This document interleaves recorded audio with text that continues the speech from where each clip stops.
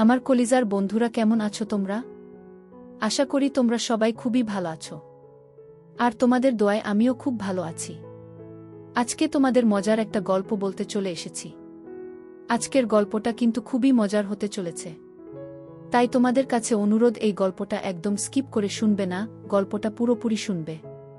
তার মানে এই গল্পের একটু সারাংশ তোমাদের বলেই দিই। আসলে আমার বিয়ের ঠিক ৩-৪ বছর পরে আমার স্বামী মারা যায়। তবে আমার কোনো বাচ্চা কাচ্চা হয়নি। স্বামী মরার পর শ্বশুর বাড়ি থেকে বাবার সংসারে চলে আসি আমি।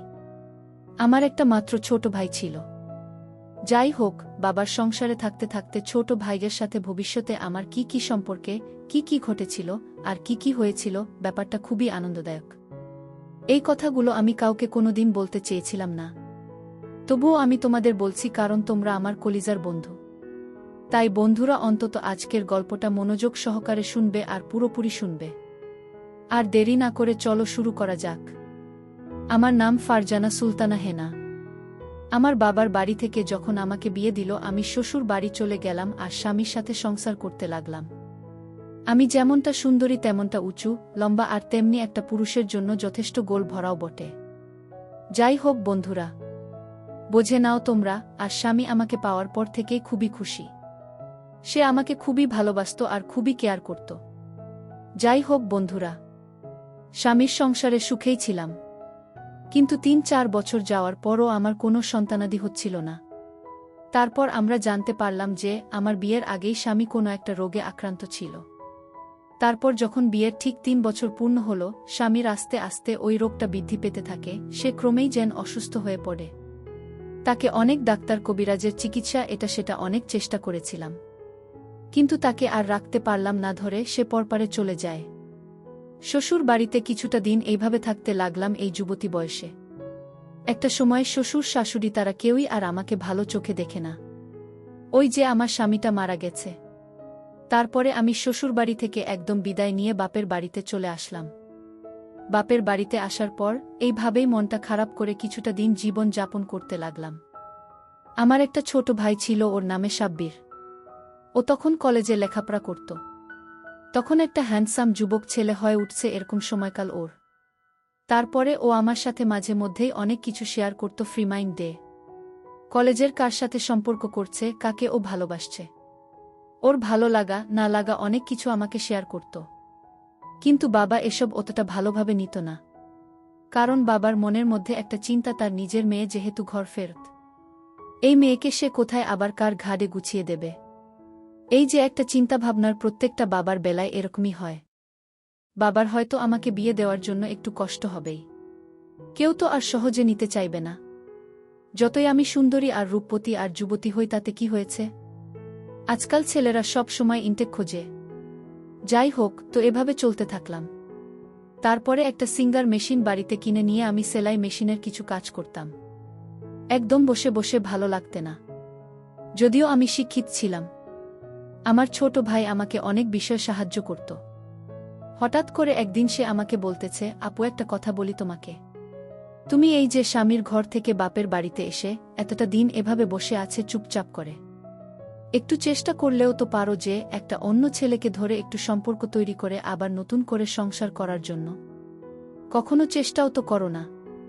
এভাবে কি জীবন চলে? এমন তো না যে তোমার গর্ভে একটা সন্তান জন্মেছে, সেটা ধরে তুমি ভবিষ্যৎ জীবন কাটাবে। তাও তো না। কি করবে তুমি? আর শুধু কি তাই, তুমি কত উঁচু লম্বা মানুষ, পাহাড়ের মতো। জীবন যৌবনের একটা তাড়না আছে। কি করে থাকো তুমি? কষ্ট হয় না তোমার? আমি তখন ছোট ভাই সাব্বিরকে বলেছিলাম, সাব্বির শোন, এখন তো তুই বড় হয়েছিস। তুই চাইলে তোর বোনের খোঁজখবর একটু ভালো করে নিতে পারিস। ভালো করে তো একটু তাকিয়েও দেখিস না। আমি কোথায় যাব? কি করব? তখন সাব্বির বলল, ঠিক আছে আপু, তুমি যেহেতু এত করে বলছো, দেখব। কিন্তু একটা কাজ করো, আমার রুম আর তোমার রুম পাশাপাশি নাও। তুমি এই রুমটা চেঞ্জ করো। মায়ের পাশের রুম থেকে আমার পাশের রুমে চলে আসো। আমি ঠিক তাই করলাম। কয়েকদিন যাওয়ার পরে আমি যে রুমে থাকতাম ঠিক মায়ের পাশের রুম, এমনও রাত যেত বাবা মায়ের ওই সমস্ত কথার আওয়াজ আবার কানে আসত। তখন যে কি মনে হতো! কোল বালিশটা জড়িয়ে ধরে শুয়ে থাকতাম, ভাল লাগত না। তোমরা তো বুঝতেই পারছো একটা বিবাহিত মেয়ে যখন স্বামী ছাড়া একা থাকে সে যে কতটা কষ্ট আর যন্ত্রণার মধ্যে থাকে, এটা একমাত্র যে মেয়েটা স্বামীর ঘর থেকে ফেরত আসছে সেই বোঝে। আর আমার জীবনেও ঠিক তাই। প্রত্যেকটা রাত আসে যখন একটা ছেলের স্পর্শের কথা মনে হয়। তখন ভিতরে অনেক যন্ত্রণা হয়, অনেক কষ্ট হয়, নিজেকে ধরে রাখতে পারি না। কি করব? কোনো উপায় থাকে না, কার কাছে যাব? এই কথা যদি কাউকে শেয়ার করতে যাই আর কেউ যদি সুযোগ নেয়, তাহলে তো সমাজের মানুষের কাছে আমি দাগী হয়ে যাব, খারাপ হয়ে যাব। এই ভেবে আসলে মনের কষ্ট মনের মধ্যে চাপা রেখে দিনের পর দিন বাপের বাড়িতে পড়ে থাকলাম। আর সাব্বিরকে একটু ম্যানেজ করার চেষ্টা করতে লাগলাম। একদিন আমি গোসল করে এসে রুমের মধ্যে আমার সমস্ত কাপড় চোপড় চেঞ্জ করছিলাম। ঠিক কাপড় চেঞ্জ করা অবধি সাব্বির কলেজ থেকে এসে এক নিমেষে আমার রুমের মধ্যে ঢুকে পড়ে। তখন আমার গায়ে কিছু ছিল না। সাব্বির দেখার পরে পুরো অবাক হয়ে গেছে। ও তাড়াহুড়া করে রুম থেকে বের না হয়ে সোজা আমার দিকে ফ্যালফ্যাল করে তাকিয়ে আছে। আমি ওকে দেখে লজ্জায় মুখটা হেঁট হয়ে গেল। আমি মাথাটা নিচু করে ওদিকে ফিরে বললাম যে, সাব্বির, যা দেখার দেখছিস। এখন রুম থেকে যাবি নাকি বড় আপুর দিকে এভাবে তাকিয়ে থাকবে? আমি কাপড় চোপড়গুলো একটু সেরে নেই, হুটহাট করে ঢুকে পড়ছিস নাকি বুঝতে পারিসনি যে আমি রুমের মধ্যে আছি? এখন চলে যা। সাব্বির কিছুতেই যায় না। ও আমার পিছনে দাঁড়িয়ে চুপ করে আমার দিকে তাকিয়ে আছে। আমি যেন আমার সমস্ত কিছু গোছানোর সুযোগ পাইনি। আমিও ওই অবস্থায় বুকের উপর হাত দিয়ে দাঁড়িয়ে আছি। এক সময় সাব্বির বলল, ভালোই তো দেখছি তোমার সবকিছু। বাহ, মিষ্টি তো ঠিক আছে, আমি আসছি। আজকে তোমার সাথে আমার কথা আছে। তুমি যেহেতু রুমটা পরিবর্তন করে আমার পাশে রুমে আসছো, তোমার সাথে আজকে আমার অনেক কথা আছে। তুমি তৈরি হয়ে থাকো, তোমাকে আমার পছন্দ হয়েছে খুবই। কলেজে এত সমস্ত সুন্দরী মেয়ে দেখে আসি, কিন্তু তুমি আপু সবার চেয়ে বেশি সুন্দরী। কেন যে দুলা ভাইটা তোমার জীবন থেকে চলে গেল, এটা আমি বুঝি না। আপু তুমি চিন্তা করো না, তোমার জীবন থেকে সমস্ত দুঃখ কষ্ট আমি দূর করে দেব। এই বলে সাব্বির আমার রুম থেকে বের হয়ে চলে গেল। আমি মচকে হাসি দিয়ে খুব তাড়াহুড়ো করে কাপড় চোপড় পরে সেরে নিলাম। সাব্বির যেন আমার মেদযুক্ত সমস্ত কিছু এক নজরে দেখে ফেলল। কি করব, এক নিমেষে তার সব কিছু ঢেকে রাখা যায় না। তারপর চিন্তা করলাম, সাব্বির একটা আজকে বলে গেল, না জানি রাত হলে ও আমাকে কি বলবে। ও যুবক হয়ে উঠছে, ওর মনের মধ্যে এখন কত কথা বলে। কি করে ওর কাছ থেকে রক্ষা পাব? আর শুধু তাই না, আমারও ঘোড়ার ডিম। জানো তোমরা, কিছু ভাল লাগে না। আমি এরকম একটা নাদুস নুদুস যুবতী মেয়ে, না জানি প্রত্যেক দিন স্বামীর সাথে দাম্পত্য জীবনের সুখ পাব, রাত আসলেই বড় সুখের কথা মনে হবে। তা না, আমার রাত আসলে তো কোল বালিশটা আমার সঙ্গী হয়ে থাকে। এপাশ ওপাশ চিৎকাত হয়ে থাকতে চাইতে একসময় কষ্টের মধ্যে ঘুমিয়ে পড়ি। কি করব? কিন্তু সাব্বির যদি আমার কষ্টটা একটু দূর করে, এই ভেবে চুপ করে রাতের বেলায় আমার রুমে টিভি দেখছিলাম। সাব্বির হঠাৎ হয়ে আমার রুমে টোকা দিল। বলল, আপু রুমে আছো? আমি বললাম, হ্যাঁ আছি। তখন প্রায় রাত 11টা পার হয়ে গেছে। বাবা মা ওদিকে ঘুমিয়ে পড়ছে। সাব্বিরের কথায় আমি আস্তে করে দরজাতে খুলে বললাম, কিরে ভেতরে আয়, বাইরে দাঁড়িয়ে আছিস কেন? সাব্বির আমার রুমের মধ্যে ঢুকে পড়ল। রুমটা ভিতর থেকে লাগিয়ে দিয়ে বলল, আপু শোনো, বাবা মা সবেমাত্র ঘুমোচ্ছে, ওদের কাঁচা ঘুম, ওরা এখন জাগ্রত হবে না। তাই তোমার সাথে আমার কিছু গোপন কথা ছিল, কথাগুলো এই মুহূর্তে সেরে ফেলি। আমি বললাম, এত তাড়াহুড়া করছিস কেন? তোর যত কথা আছে সব বলতো। আমার ভাল লাগে না, তুই এসে মাঝে মধ্যে আমাকে সময় দিতে পারিস না? বোনের কথা তো তোর মনেই থাকে না। আমি তোর বড় আপু, তুই আমার ছোট ভাই। আমার তো খোঁজ খবর রাখার দায়িত্ব তোরও আছে। তুই এখন বড় হয়ে গেছিস, এমন তো না যে কিছু বুঝিস না। সবই তো বুঝিস। আর তোর বোন কি কোনো কিছুতে কম আছে রে? একটু খেয়াল রাখতে তো পারিস। আর তোরও তো একটু হয়ে যায়। এ বলে আমি হেসে দিলাম। সাব্বির তখন বললাম, এতদিনে তুমি বলনি কেন? আজ আমি তোমাকে দেখার পরে বুঝতে পারছি মনের মধ্যে অনেক স্বাদ আহ্লাদ যাচ্ছে। তাই ভেবেছি আমি তোমাকে কিছু একটা মুখ ফুসকে সাহস করে বলেই ফেলব। তাই তো তোমার কাছে আসলাম আপু। তুমি কিছু মনে করো না।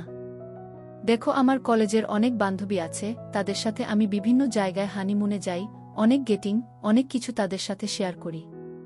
কিন্তু তোমার মতো এত সুন্দর গঠন প্রণালী কারো নেই আপু, বিশ্বাস করো। আমি তোমাকে আমার মন থেকে কথাটা বলছি।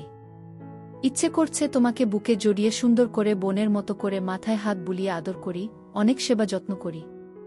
আমি যেন তোমার পাশেই সব সময় থাকতে পারি। বাবা মায়ের সংসারে আছো, একটু আধটু জেলায় মেশিনের কাজ করে কোনো রকম নিজের হাত খরচার টাকা তো গুছিয়ে নিচ্ছ। আর খাবারের তো কোনো চিন্তা নেই, বাবার যথেষ্ট আছে, বাবা তোমাকে চালিয়ে নেবে। আর এদিকে বাবাও চেষ্টা করছে খুব তাড়াহুড়ো করে তোমাকে বিয়ের শাদী আর একটা দিয়ে দিবে। তুমি তৈরি থাকো, তত দিনে তোমার যতটা বাসনা আর যা কিছু দরকার আমি তোমাকে মিটিয়ে দেব। তখন আমি সাব্বিরকে বললাম, হ্যাঁ রে সাব্বির, তুই এতদূর চিন্তা ভাবনা করে আসছিস? তো তোর মুখ থেকে তুই বল না, তুই আমার কি উপকার করতে চাস? আর বোনের কি সেবা তত্ত্ব করবি? আমি না তোর বড় বোন, তোর এই সমস্ত কথা বলতে মুখে আটকাও না রে। তখন সাব্বির বলল, আপু মুখে লজ্জা করে কি করব? শুধু আমার তো কোনো এমন কিছু হচ্ছে না, তুমি অনেক কষ্টের মধ্যে আছো দেখছি। তোমার এত সুন্দর সবকিছু কি আর বলবো।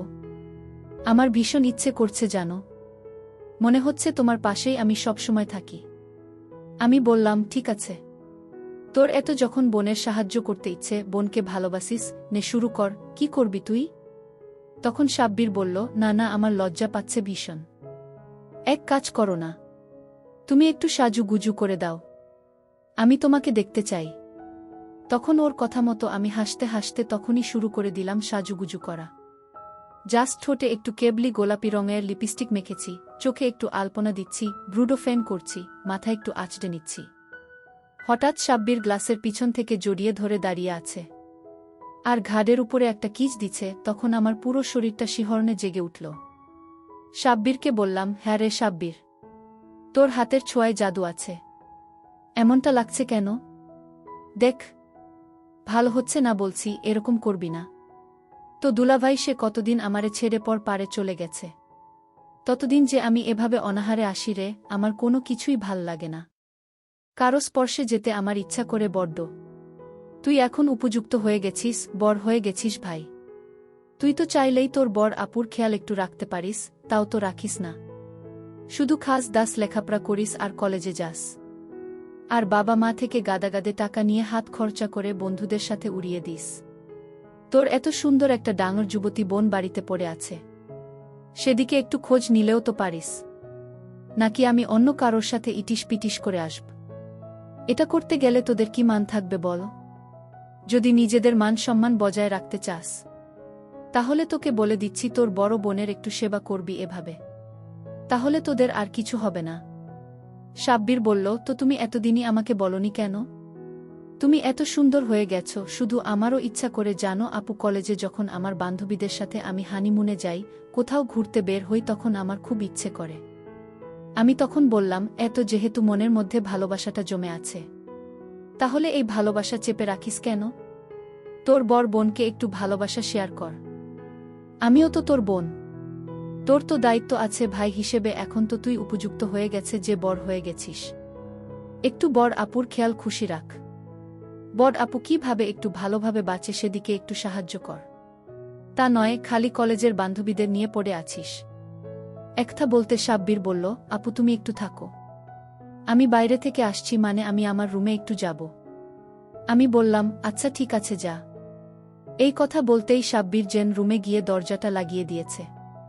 দরজাটা যখন লাগিয়ে দিয়েছে, ও ওর মতো, আমি আমার মতো, দুজন দুজনের রুমে শুয়ে পড়ার মতো চিন্তা ভাবনা করছি। ভাবলাম, সাব্বির মনে হয় আমার কথায় একটু লজ্জা পেয়েছে। যাই হোক, ছোট ভাই তো, আস্তে আস্তে ওকে মানিয়ে নিব। তারপর কিছু সময় পরে আকাশে প্রচণ্ড বিদ্যুৎ চমকাচ্ছে, কালো মেঘ, একটু পরে বিদ্যুৎ চলে গেল আর ঝমঝম করে বৃষ্টি নামল। সাব্বির কিছু সময় বাদে আমার দরজা আবার টুকটুক করে টাক করব। আমি যেন কেবল হালকা হালকা ঘুমাবো ভাব, আবার সেই দরজা খুলে বললাম, বিদ্যুৎ চলে গেছে, বাইরে ঝমঝম করে বৃষ্টি হচ্ছে, তুই আবার আসলে কেন? তুই না ঘুমাইতে যাবি বললি? তখন সাব্বির বলল, আপু, চিন্তা করছিলাম যে ঘুমাব, কিন্তু বৃষ্টি রাতে তোমার সাথে একটু গল্প করে কাটিয়ে দিই। তাছাড়া কারেন্ট চলে গেছে, একা এক আমার ওই রুমে থাকতে ভাল লাগছে না, এজন্য আবার তোমার রুমে চলে আসলাম। আমি কি আসব? তখন আমি বললাম যে তোকে আমি কি তাড়িয়ে দিয়েছিলাম? তুই নিজেই তো চলে গেলি। আমার কথায় মনে হয় লজ্জা পেয়েছিস না? তখন সাব্বির বলল, না না আপু, লজ্জা পাইনি। কিন্তু আমায় ভাবছিলাম যে কি করব তোমাকে। এত ঝড় বৃষ্টির মধ্যে আমি একা ও রুমে থাকতে পারবো না। বিদ্যুৎ চমকাল আমার খুব ভয় লাগে। এজন্য তোমার কাছে আসলাম। আমি আবারও জেন দরজা লাগিয়ে দিয়ে বললাম, ঠিক আছে। চার্জার লাইটটা ওপেন করে তুই এখানে শুয়ে পড়। সাব্বির আমার কথা মতো আমার খাটের উপরে শুয়ে পড়ল। আর আমি ওর পাশে বসে এই গল্প সেই গল্প করতে করতে ও আমাকে বলছে, তোমার ঠোঁট দুটো না ভারী মিষ্টি লাগে আমার। শুধু তাই না আপু, তোমার সমস্ত কিছু মেদযুক্ত তোমার মায়াভরা চেহারা আমার একদম দৃষ্টি কেড়ে নিয়েছে। যদিও আমি তোমার ভাই, তবুও ভাই হিসেবে বোনের কষ্ট আর আমার দেখতে ইচ্ছে করছে না। আমি কি করে তোমার কষ্টটা নিবারণ করব? তুমি একটা ঘর ফেরত মেয়ে, আমি জানি আপু তোমার মনের মধ্যে অনেক কষ্ট। কিন্তু আমি তোমার ছোট ভাই, লজ্জায় পড়ে কিছু বলি না।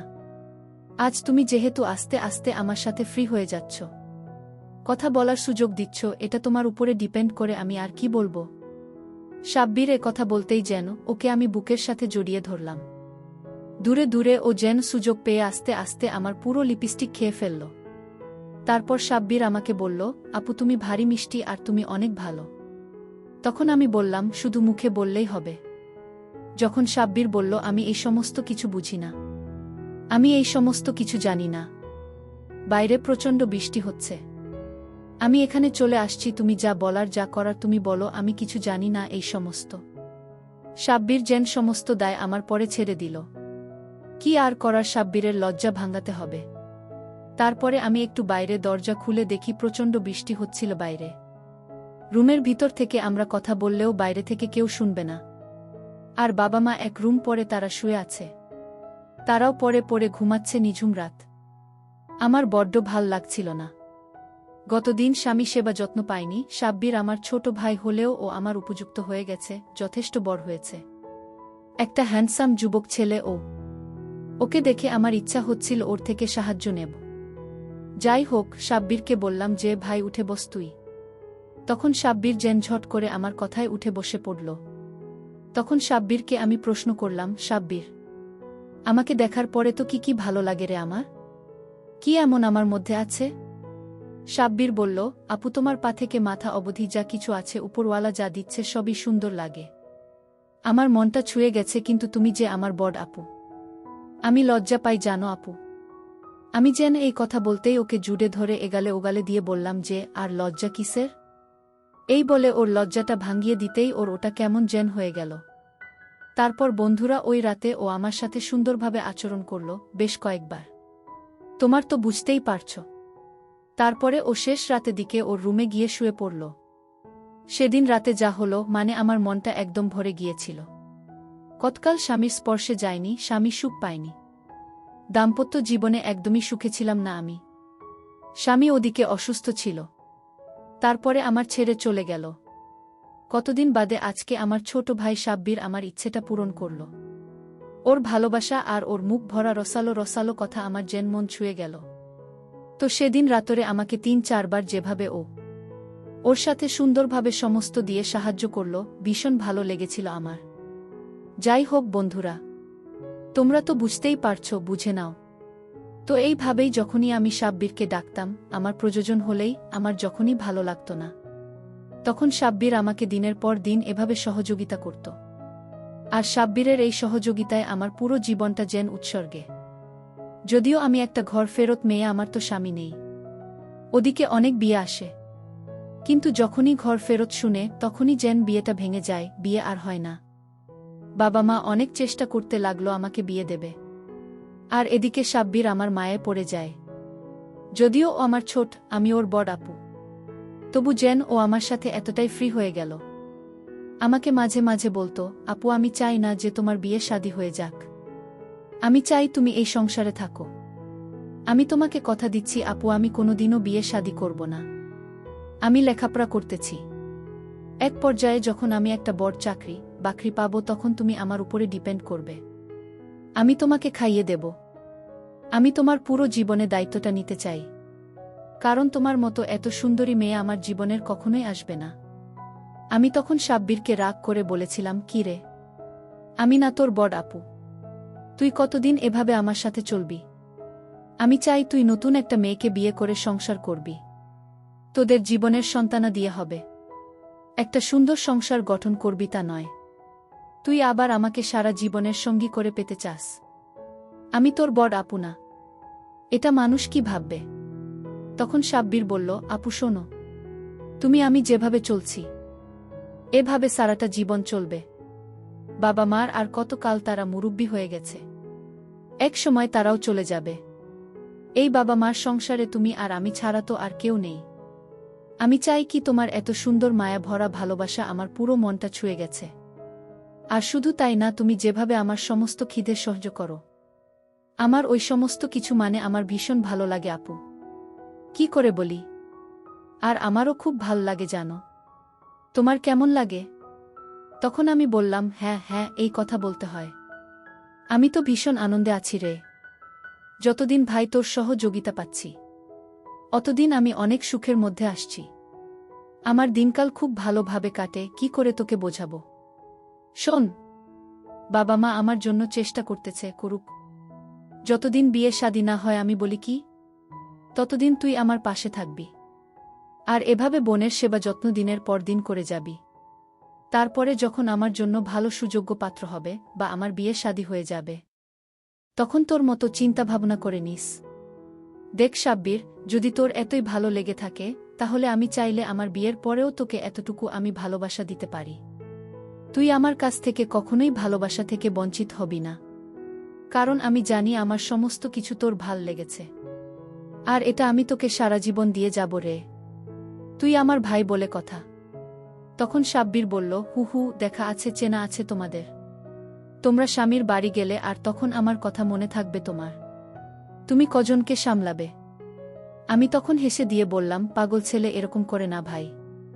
যতদিন আমি তোদের সংসারে আছি অতদিন অন্তত বোনের এভাবে সহযোগিতা করে যা। আমিও ভালোভাবে বাঁচি আর তোরও হলো, তোর মনটাও আনন্দ থাকলো। তুইও একটু ভালোভাবে থাক, এটা আমিও চাই। যেহেতু তুই কলেজে পড়াশোনা করিস, তোর জীবনে কত মেয়ে আসবে যাবে তোদের এখন সময়। কিন্তু আমার এই অসহায়ত্বের পাশে কে দাঁড়াবে বল? আমি চাইলেই একটা বন্ধুকে জুটিয়ে নিয়ে আমার সমস্ত কাজ সেরে নিতে পারি। কিন্তু সাব্বির, আমি সেটা করিনি কেন জানিস? তোদের মানসম্মান যাবে বলে। আর শুধু কি তাই, তুই আমার নিজের ভাই, তোর সাথে যদি নিজের সমস্ত কিছু মিটে নিতে পারি তাহলে তো আমার কোথাও যাওয়া লাগছে না, আর তোরও হলো। তখন সাব্বির বলল, ঠিক আছে আপু, তাহলে এটাই। তো এইভাবে সাব্বিরের সাথে দিনের পর দিন চলতে চলতে একদিন আমি মায়ের নজরে পড়ে গেলাম। মা হঠাৎ করে দরজায় ডাক দিল, আমাকে বলছিল, হেনা, দরজা খুলতো। আমি দরজা খুলতেই দেখে মা বলছিল, সাব্বিরের এ রুমে কি করছে? তখন আমি বলছিলাম যে সাব্বির একটু প্রয়োজনীয় আসছে মা, ওর সাথে আমি কথা বলছি। মা যেন চোখটা রাঙিয়ে আমার রুম থেকে চলে গেল। আমি তখন বুঝতে পেরেছিলাম যে মা আজকে কিছু একটা ভেবে বসছে। সকাল হল, মা আমাকে ডেকে বলল, হেনা এদিকে আয়।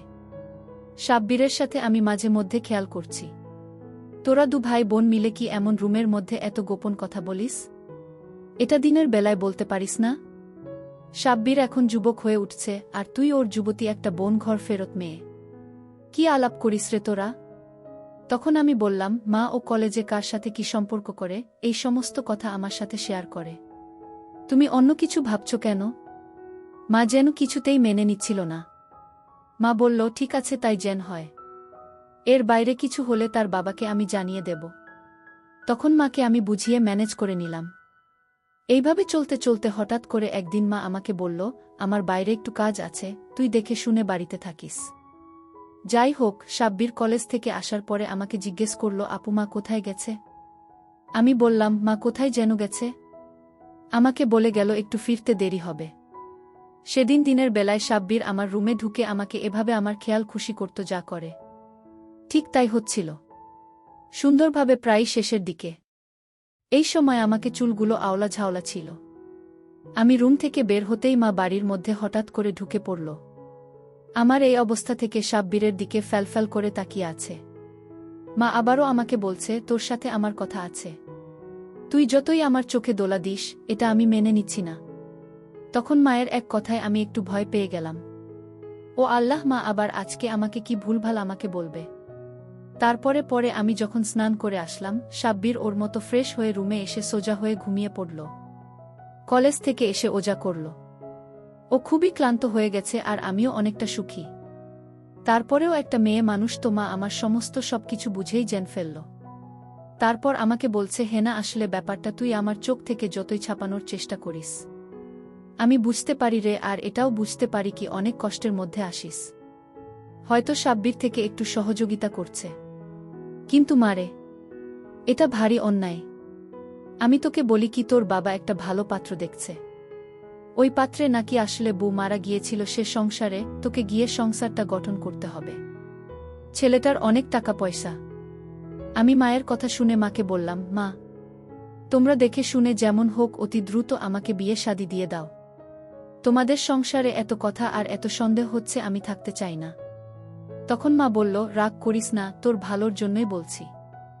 সাব্বির তোর আপন ছোট ভাই, আর তুই যেভাবে দিনের পর দিন চলছিস এটা আমি বুঝতে পারি। তাই তো বলি যে আমার পাশের রুম থেকে তুই একটা রুম গ্যাপ দিয়ে সাব্বিরের পাশের রুমে গেলি কেন? দু ভাই বোনে ভালোই দিনকাল কাটাচ্ছিস? মাকে বললাম, হ্যাঁ মা, আমি সাব্বিরের একটু সহযোগিতা নেই।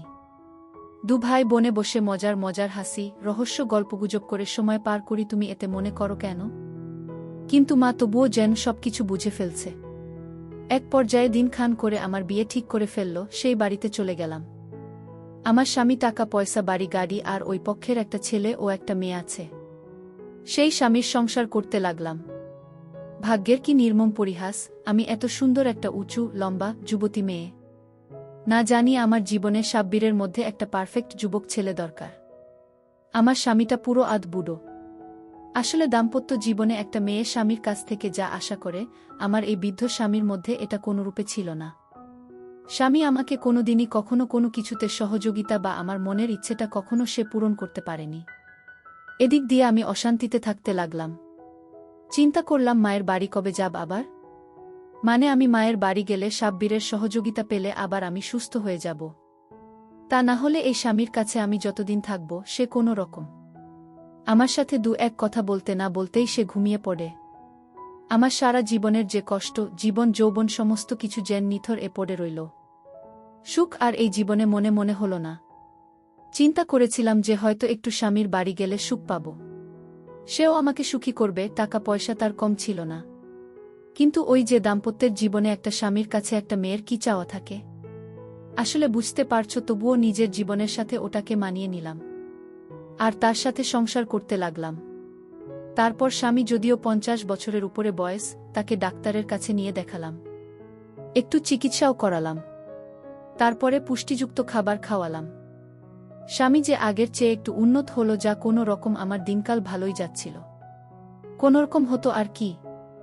2 মাস পর যখন আমি বাড়িতে আসতাম সাব্বিরের সাথে আমার ঠিকই সময় কাটত। সাব্বির আমাকে এ বিষয়ে সারা জীবন সহযোগিতা করে গেল। এই স্বামীর সংসারে ওই রকমভাবে চলতে চলতে বেশ 3-4 বছর হয়ে গেল। তখন আমার গর্ভে একটা সন্তান আসলো। সন্তানটা প্রসব করার পরে যাক একটা ছেলে সন্তান হলো। লালন পালন করতে থাকলাম। তখন জীবন যৌবন আর স্বামীর সুখ এই সমস্ত চাহিদা যেন মন থেকে একদম কমে গেল। আমি সংসার করতে লাগলাম। আর সাব্বিরও চাকরি বাকরি পাওয়ার পরে অন্যের মেয়ে ঘরে নিয়ে আসলো। সাব্বির বিয়ে শাদী করে ফেলল। তখন কি আর সাব্বিরের কাছে আর আমার জায়গা আছে? যাই হোক, আমার স্বামী বুড়ো হোক আর ঠুরো হোক, স্বামীকে মেনে নিয়ে স্বামীর সংসারে সংসার করতে লাগলাম। আলো আমাকে একদিন বলেছিল, আপু সারা জীবন আমি তোমাকে সহযোগিতা করে যাব। কিন্তু এটা আবেগের কথা ছিল, বাস্তবটা বড় কঠিন। আজকে পরের মেয়েও যখন ঘরে নিয়ে আসছে, সেখানে আমাকে সহযোগিতা করা তো দূরে থাক, আমার দিকেও তাকানো সাহসী নেই। মানে বুয়ের গোলামি করতে হয় ওকে। বুঝতেই তো পারছো অনেক পুরুষের বেলায় এরকমটা ঘটে। তো আমার স্বামী যেমনি হোক তার সংসারে থেকে পুরো জীবনটা পার করে দিলাম। কি আর করার, দুধের স্বাদ ঘোলে মেটানো। মেয়েদের জীবনটা এরকমই। আসলে কপালে লিখুন, যদি ভালো হয় এটা ভালো, আর যদি একটু একটু এমনও অমন হয়, মনের মধ্যে যদি সম্পূর্ণতা নাও পূরণ হয়, তবু নিজের জীবনের সাথে মানিয়ে সংসার করতে হয়। মনের কষ্ট মনের চাপা থাকে। মেয়েদের জীবনটা আসলে ঠিক এরকমই। তো বন্ধুরা, যদিও কষ্ট হয়েছিল তবুও ওটাকে সুখ হিসাবে নিজের জীবনের সাথে মানিয়ে নিয়েছিলাম। যাই হোক, আমার জীবনটা এভাবে স্বামীর সাথে সংসার করতে করতে পুরো জীবনটা একসময় বৃদ্ধ অবস্থায় চলে গেলাম। আমার জীবনে ঘটে যাওয়া এই গল্পটা তোমাদের সাথে শেয়ার করতে পেরে আমার খুবই ভালো লাগলো। আর আমার আপন ছোট ভাই, সে আমাকে কতটা সহযোগিতা করেছিল। একটা ভাই বোনকে কেউ কখনো এভাবে কেয়ার করে যেটা আমার সাব্বির আমাকে করেছিল। যাই হোক, কয়েকটা দিনের জন্য আমি সুস্থ ছিলাম, ভালো ছিলাম। সারাটা জীবনের জন্য কেউ দায়িত্ব নেয় না। দুনিয়াটা বড় কঠিন, আর সে আমার আপন ভাই, সে কি করে নেবে? তারও তো নিজের ভবিষ্যৎ ছিল। তো বন্ধুরা, আমার এই গল্পটি যদি তোমাদের ভালো লেগে থাকে তাহলে অবশ্যই চ্যানেলটিকে সাবস্ক্রাইব করে দাও, ভিডিওটিতে একটা লাইক দাও আর শেয়ার করে তুমি তোমার প্রিয়জনকে শোনার সুযোগ করে দাও। আর হ্যাঁ বন্ধুরা, আগামী আরও সুন্দর গল্প নিয়ে আসছি। ততক্ষণে সবাই তোমরা ভালো থাকবে, নিজের স্বাস্থ্যের যত্ন নিবে, তোমার পরিবারের খেয়াল রাখবে, আর তোমার ছোট্ট সন্তানকে সুশিক্ষায় শিক্ষিত করার জন্য নিয়মিত স্কুলে পাঠাবে। এই প্রত্যাশা আজ এ পর্যন্তই।